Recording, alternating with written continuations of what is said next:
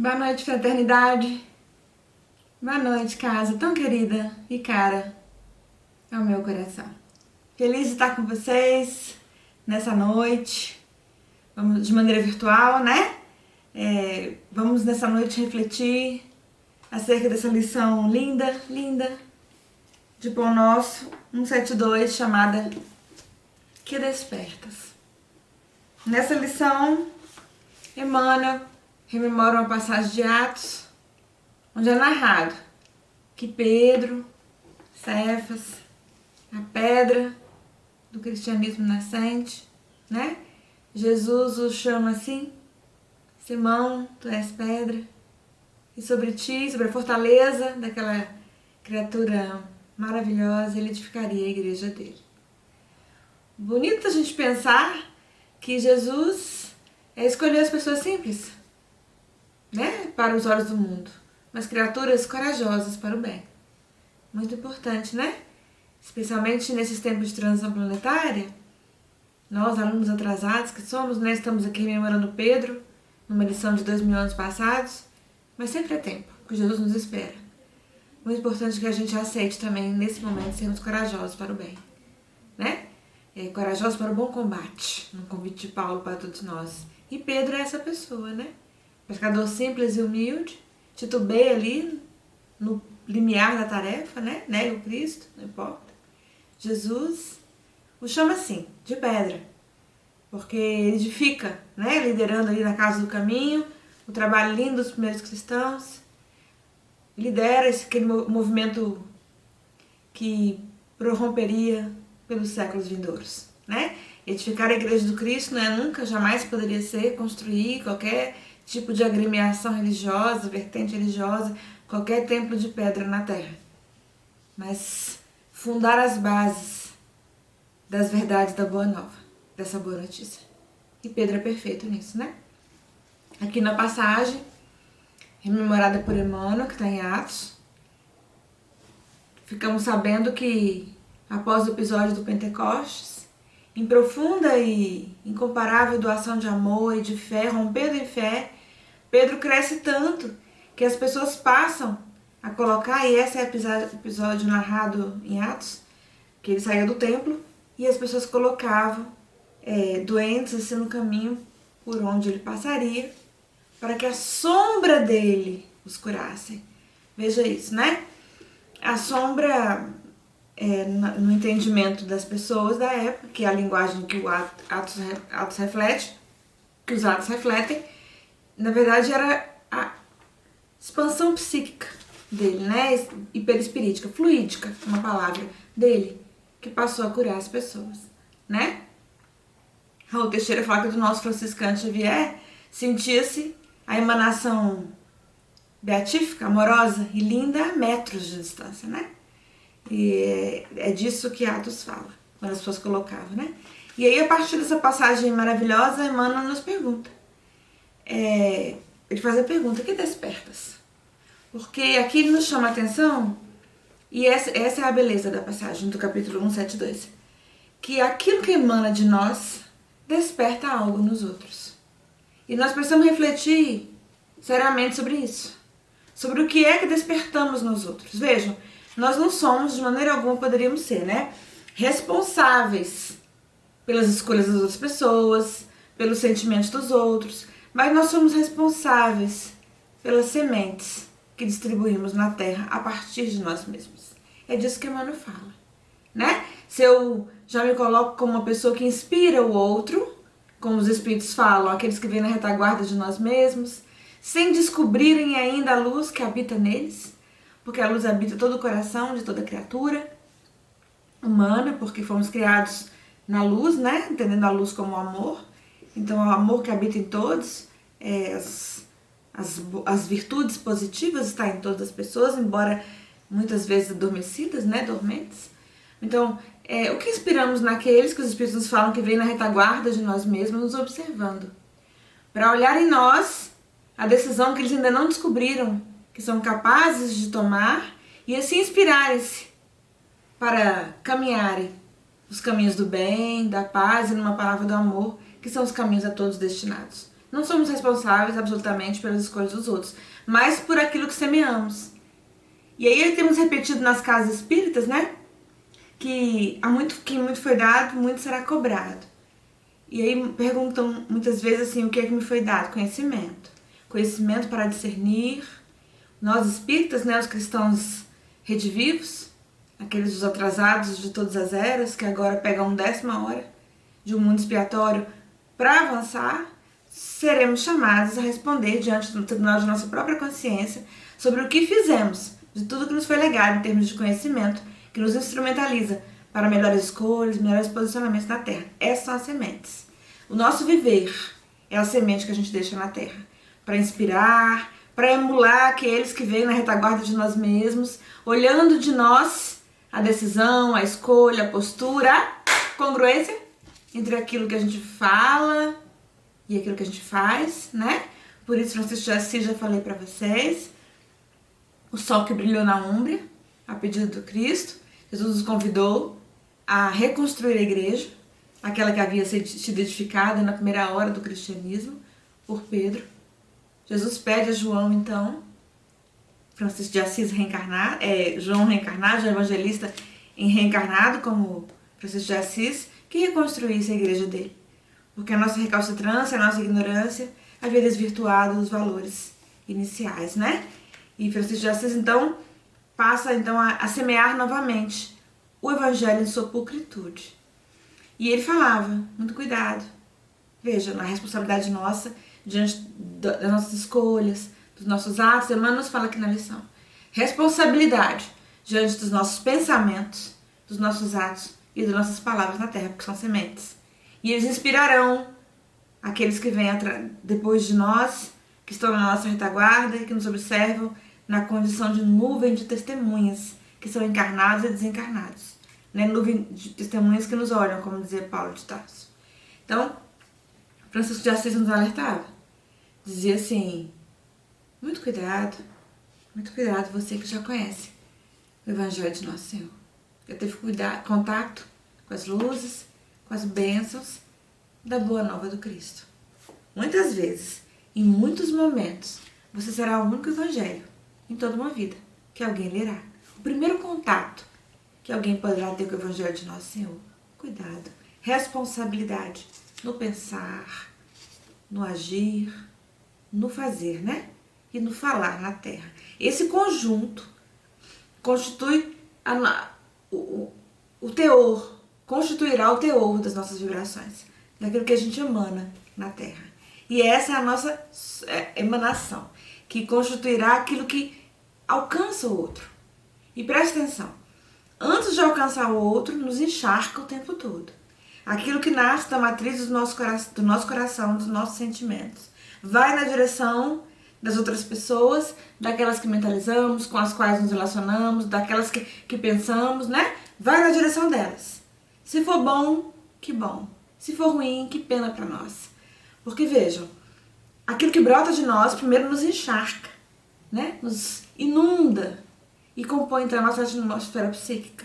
Então a gente observa em nós mesmos a vivência clara da ação e reação. Promana de mim, eu absorvo, eu vivo, eu fico no hálito da minha própria emanação e envio ao outro. E o outro receberá, na medida da capacidade dele, do merecimento dele, da vibração dele, porque como André Luiz nos ensina, tudo em todos os universos da criação divina, todos os universos, no plural, hein, gente? Atende a um princípio de sintonia e afinidade. Sintonizado na mesma direção, afins, e com afinidade na vibração, tá bom? Então vou lançar para o outro, alcançá-lo-á a minha vibração ou não, mas antes de tudo está em mim. E promana de mim, e compõe minha atmosfera psíquica. E será a energia que vai curar o outro, não só a cura física, né? A gente compreende aqui na passagem de Atos que havia as curas de enfermidades físicas, mas especialmente morais, tá bom? A gente pode também avançar um pouco, como o Chico dizia, ir na profundidade da palavra, não ficar aqui na superfície das palavras, até porque a gente aprende no Evangelho, no Velho Testamento, que a letra mata, o Espírito vivifica. À medida que a gente estuda, a gente pode ir mais profundamente no Evangelho, assimilando cada vez mais, mas para isso é preciso a gente ter olhos de ver, né? e ouvidos de ouvir. Compreendemos que a presença ali, a vivência, o esforço de ser bom, de ser correto, de exemplificar as verdades crísticas, de ser a letra viva do Evangelho, a carta lançada no mundo do Evangelho Nosso Senhor, curava o outro. Curava as pessoas, não só de enfermidades físicas, as pessoas eram colocadas na sombra, ou seja, à mercê da emanação de Pedro para serem curadas de doenças físicas, de doenças morais, de dores na alma, de dúvidas, né? Então nós também, nós não somos Pedro jamais, né? Poderíamos nos comparar, mas também a emanação que brota de nós vai na direção do outro e pode curá-lo, no sentido de mostrar a ele o caminho que ele encontrará, de levantar o caído, de dar uma luz para o desanimado, de levar afeto, amor, amparo aos corações áridos e sedentos de amor, de afeto, de amparo, que são muitos hoje na terra sofrida. Pensemos nisso. Se já é possível que alguém seja colocado à sombra de nós para ser curado, avancemos da letra, não precisamos pensar em cura física, né? Porque sabemos que há os médiuns de cura, chamados assim, né? Que têm abundantes fluidos que possibilitam a cura de algumas enfermidades físicas, né? A depender da enfermidade, do merecimento da pessoa, da história reencarnatória dela e da vontade dela como espírito, né? Muitas interferências no processo de cura espiritual. Mas sabemos que ele acontece, né? Ele acontece, mas precisamos pensar especialmente na cura moral, tá? Na cura dos sentimentos, do afeto, da dor, daquela dor que lateja no outro. Se alguém já pode ser colocado à nossa sombra, ao nosso lado, respirando o nosso hálito, para que ele encontre nele mesmo as respostas, se levante de si mesmo. Pensemos nisso, para sermos as cartas vivas do Evangelho de Nosso Senhor, tá? E que cada vez menos haja sombra, então, em nosso coração, no sentido de lugar não iluminado, tá bom? Aproveitando o termo, né, sobre o qual a gente está falando, entendendo que a sombra de Pedro era a emanação dele. Mas já que estamos falando dessa palavra, pensemos no termo sombra como ausência de luz agora, numa outra abordagem, para a gente pensar que, para que alguém seja colocado ao nosso lado, à sombra de nós, na nossa presença, encontre em si a cura, receba de nós a cura, é preciso que, no sentido estrito, o lado sombra do nosso coração seja cada vez mais inundado de luz, né? Não é vergonha nenhuma dizer que há um lado ainda escuro em nossos corações, porque somos habitantes de um orbe atrasado, né? A Terra é uma escola atrasada, a escola terrena é atrasada, ainda é um mundo expiatório, né? Que se agita nesse momento em convulsões no processo de transição planetária que está acelerado, porque não é mais possível que estagiemos num nível tão atrasado assim, tão retrógrado, né? Mas ainda é atrasado. E por isso somos também, não é alunos, né, que habitamos aqui, nesse hospital, nessa escola, aprendizes, somos atrasados. Então não é nenhuma vergonha dizer que há ausência de luz ainda em nosso coração. Vamos usar essa palavra para a gente não confundir, né, com a passagem de Atos. Que ali a sombra queria dizer só proximidade. E aqui eu tô falando de ausência de luz agora. Não é nenhuma vergonha dizer que há ausência de luz no nosso coração. Mas para que a providência divina permita que estejam ao nosso lado aqueles corações afins a nós, afetos do nosso próprio sentir, ou antigos desafetos, ou aqueles que não nos amam, e tenham contato com o melhor de nós, é preciso que a gente jogue luz. Coragem dos bons, coragem do bom combate, para jogar luz no nosso coração. Sem nunca esquecer, sem jamais esquecer, fraternidade, que a luz maior, a luz que nos ilumina, que nos sustenta, que nos aquece, essa luz é Jesus. Basta um átomo, uma faísca desse amor invadindo uma telha quebrada que seja da nossa casa psíquica, para nos reerguermos de nós mesmos, para nos enchermos de coragem, de afeto e de amor e caminharmos na direção dos caminhos do bem, da concórdia e da paz. E com o amor do Cristo em nós, de nós, promanará o amor em cada vez mais pulcritude, com maior pureza, amor que caminha para a direção daquele amor que os nossos irmãos hindus chamam de amor ágape, né? Que é o amor universal, que entende, enfim, que é a nossa família, a família universal. Por ora, amamos de maneira acanhada, né? Alunos atrasados, a gente consegue amar ali alguém que está próximo, os nossos seres queridos são poucos, é um filho, um companheiro, uma companheira, alguém ali do círculo restrito e acanhado. Mas quando o amor do Cristo nos alcança e nos inunda, então passamos então a compreender que a humanidade inteira é nossa família, né? Que o outro não é nosso desconhecido, que não há desconhecidos na terra, pois somos todos irmãos. Se somos todos irmãos, como é que o outro pode ser nosso desconhecido? Como é que eu posso desconhecer o meu irmão? Não é possível. Se somos todos filhos de Deus, somos todos irmãos. Então não há estranhos, tá? Nunca mais usar essa palavra, é um estranho. Alguém chegou e é um estranho que tá batendo na porta, não é um irmão. Somos todos irmãos em caminhada. E é preciso que a gente compreenda que sozinhos a gente poderia ir até mais longe, mais rápido, mas juntos é que a gente chega bem mais longe, né? Precisamos um dos outros no processo de alteridade, de crescimento em conjunto. O outro me mostra o lado meu que ainda não está iluminado, o lado que carece de luz no meu coração, né? E eu também, ao observar no outro aquele lado que carece de luz, perscrutarei a mim mesmo se aquilo ainda existe em mim. Se eu conseguir enxergar a falha no outro, aquela falha ainda está em mim. E é assim que vamos crescendo, em amor, em paz, em boa vontade nas relações, e cada vez mais as emanações fluídicas de nós serão depuradas. Cada vez mais emanações puras, que poderão então estar à nossa volta, curando, levantando, dando um ânimo novo ao locus, onde a providência divina nos matricula, e àqueles que a providência divina nos permite conviver, nos relacionar e especialmente pensar neles, né? Porque a composição do nosso arcabouço de relacionamento vai muito além da presença física, né? Nesse momento não estamos nos relacionando pelas vias das ondas tecnológicas, então a emanação nossa alcança aonde o nosso pensamento vai.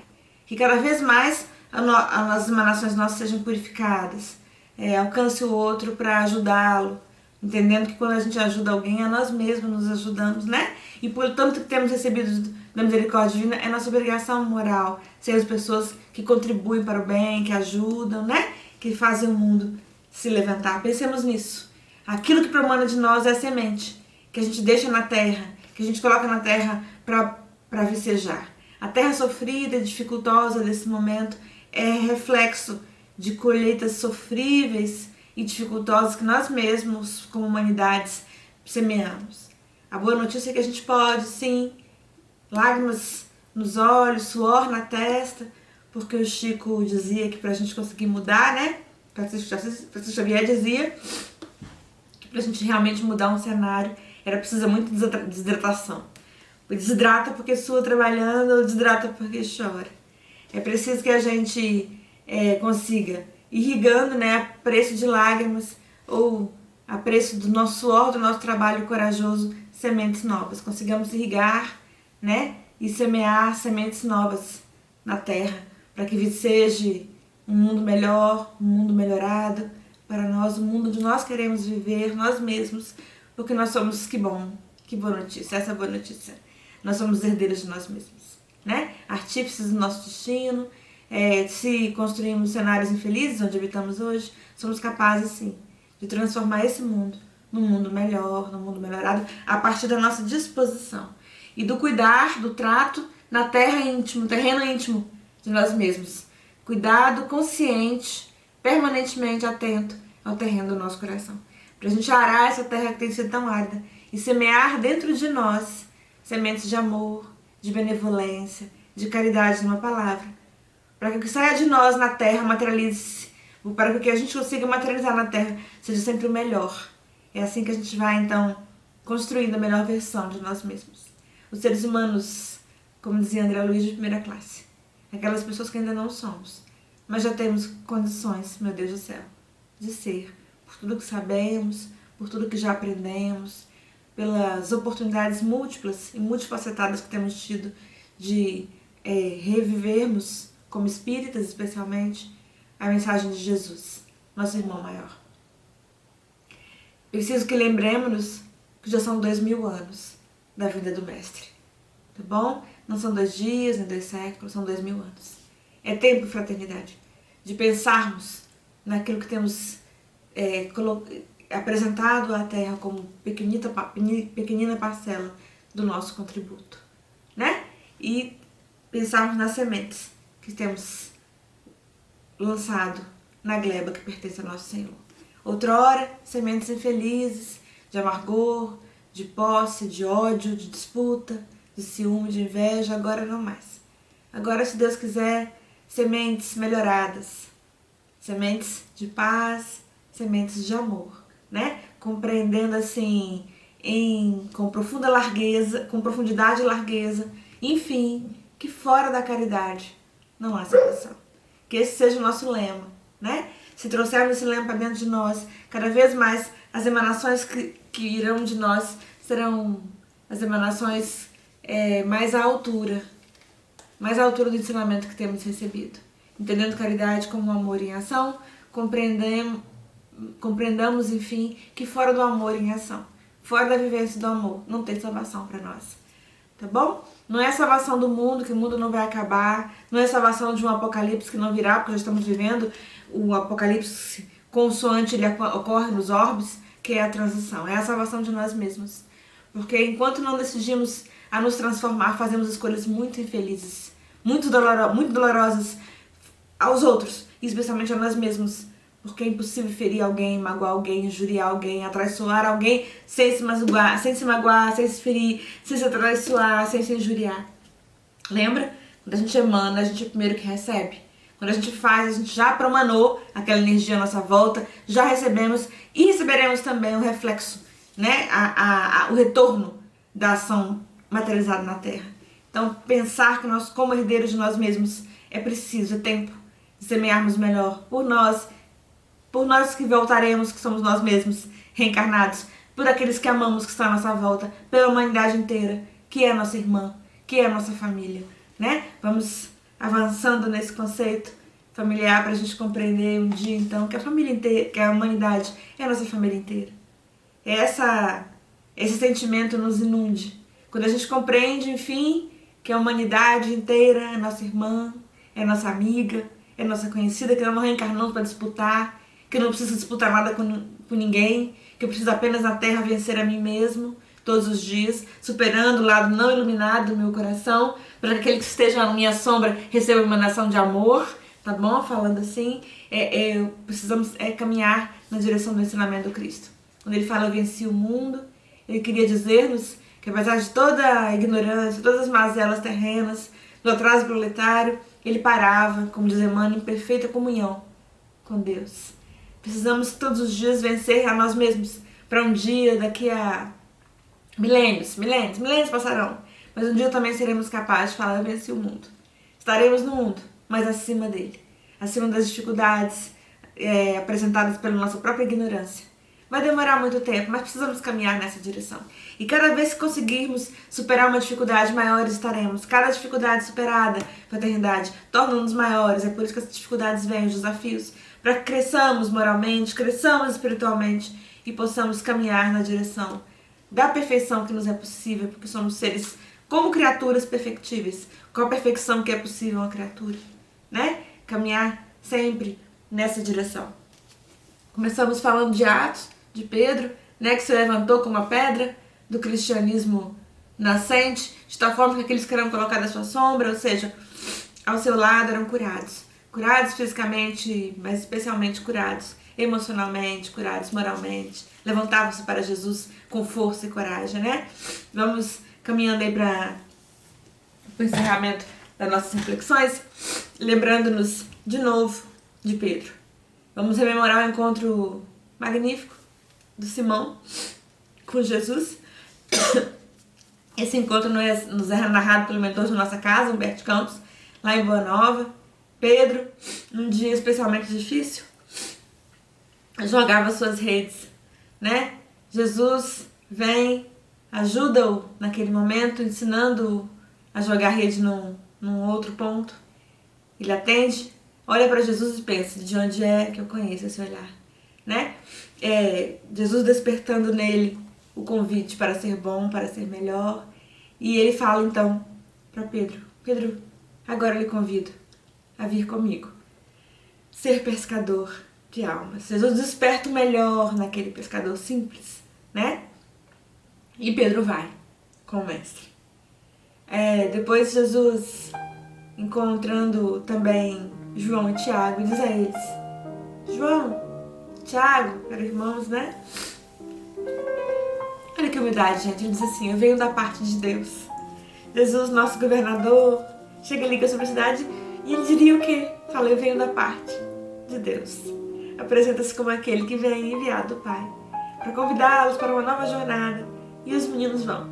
Jesus desperta neles o melhor que eles podiam, e pequeninos pescadores se tornam maravilhosos trabalhadores do Cristo. Digo isso porque é preciso, quando pensarmos fraternidade, no que desperta, se lembrarmos de Jesus. Por favor, não nos esquecermos de Jesus. Dias difíceis, lembrarmos do Mestre e deixarmos que a presença linda e amorosa do Cristo em nós desperte o melhor de nós. Permitirmos que a lembrança inovidável, lembrar? Como o Divaldo Franco nos fala, os cabelos, a moda nazarena, do pé, as alpercatas de couro, o manto simples e no olhar o amor como a terra jamais houvera visto. O sorriso acolhedor e amoroso como a terra jamais houvera visto. Precisamos, viu, fraternidade, para a gente encerrar as reflexões de hoje, rememorar o encontro de Jesus com seus primeiros trabalhadores, quando ele os convida, vindo da parte de Deus, e os convida a trabalharmos na transformação, trabalharem na transformação da terra, que se separaria lentamente a partir daquele momento, né? Jesus ainda hoje nos convida. Deixemos que a lembrança inovidável e linda do nosso Messias Nazareno desperte em nós o melhor lado nosso, que ainda dorme. Deixemos que a lembrança linda de Jesus desperte em nós a melhor versão de nós mesmos. E corajosos vamos na direção dessa transformação que urge ser feita, com amor, com paciência, com benevolência, com caridade, todos os dias. Ao pensarmos no que despertamos aos outros, aceitemos o convite amoroso e lindo do Mestre para sermos as mãos dele na terra, no agir, a fala dele na terra, quando precisarmos dizer, mas especialmente o coração dele na terra, no amar, para que aquilo que promane de nós desperte o melhor. No pequeno jardim, onde a providência divina nos matricula sempre, para a nossa renovação íntima, estamos sempre no melhor lugar, com as melhores pessoas, mas sempre onde estivermos. Que lembramos que Jesus nos convida a despertarmos nos outros aquilo que Ele quer que despertemos primeiro em nós. O amor, acima de tudo.